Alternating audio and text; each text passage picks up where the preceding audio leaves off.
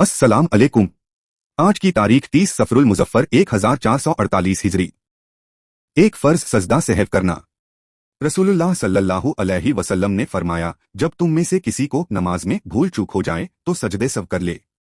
अगर नमाज में कोई वाजिब भूल से छूट जाए या वाजिबात और फराइज में से किसी को अदा करने में देर हो जाए तो सजदे सव करना वाजिब है, इसके बगैर नमाज नहीं होती।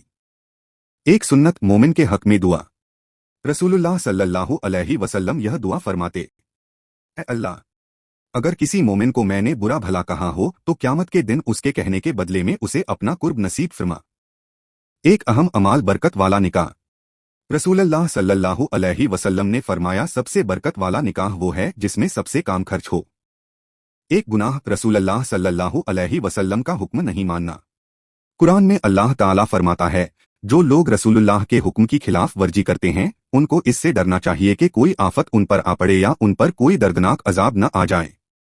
आखिरत के बारे में दाढ़ और चमड़े की मोटाई।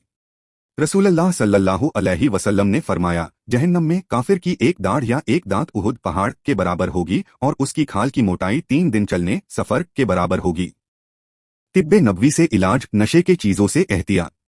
हजरत उम्मे सलमा रजी अल्लाह अन्हु फरमाती हैं कि रसूलुल्लाह ने हर नशे वाली और अकल में खराबी पैदा करने वाली चीजों से रोका है। नशे वाली चीजों के नुकसानदेह असरात सबसे ज्यादा दिमाग पर जाहिर होते हैं, लिहाजा उससे बचने की सख्त जरूरत है। नबी की नसीहत। रसूलुल्लाह सल्लल्लाहु अलैहि वसल्लम ने फरमाया, जनाजे को जल्दी ले जाओ, अगर मुर्दा नेक है तो उसकी भलाई की तरफ जल्दी पहुंचाओ और अगर वह बद है तो उसको जल्दी अपनी गर्दन से उतार फेंको।